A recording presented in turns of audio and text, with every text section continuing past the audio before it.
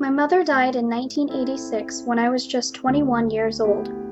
I was married and had 2 little babies at the time and lived in Germany with my husband, who was serving in the Air Force.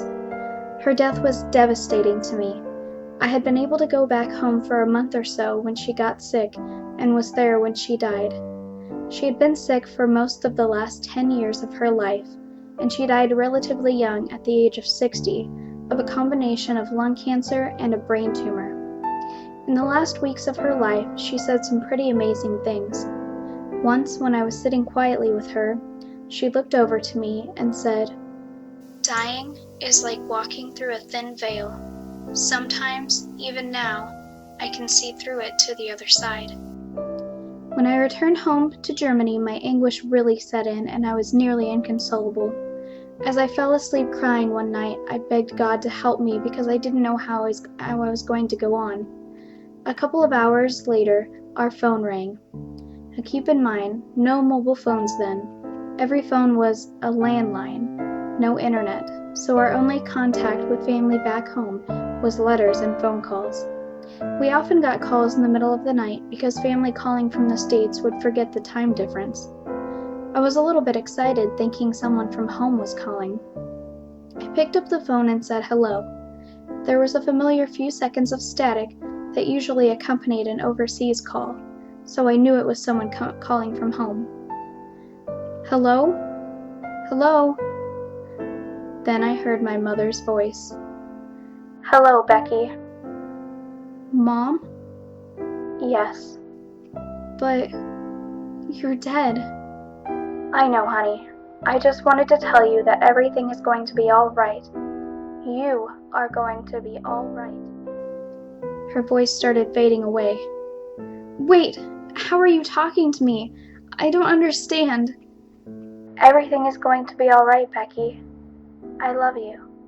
Everything is going to be all right." Fading away, fading away.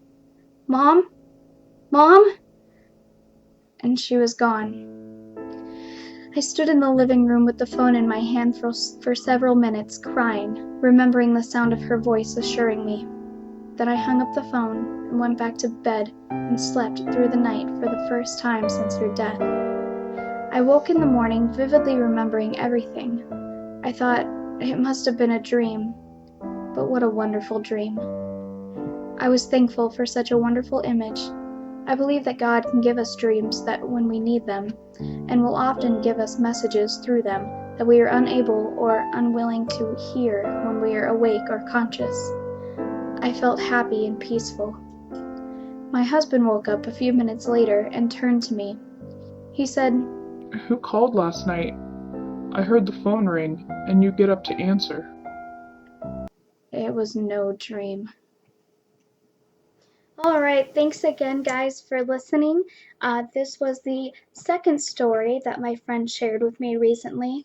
Another quite amazing story, and it's really heartfelt, thinking that our loved ones are looking over us and, if we really need them, that maybe they can talk to us and just tell us, reassure us that everything's going to be alright. Ugh, this one tugged at my heartstrings.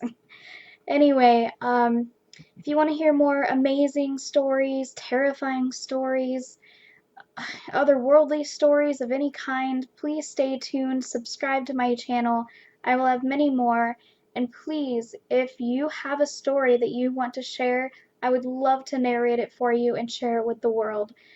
Just either leave it in the comment section below or send me a message, and I would really appreciate it. So hope all of you have a wonderful rest of your week and a happy Halloween. And I will be posting a new video very soon.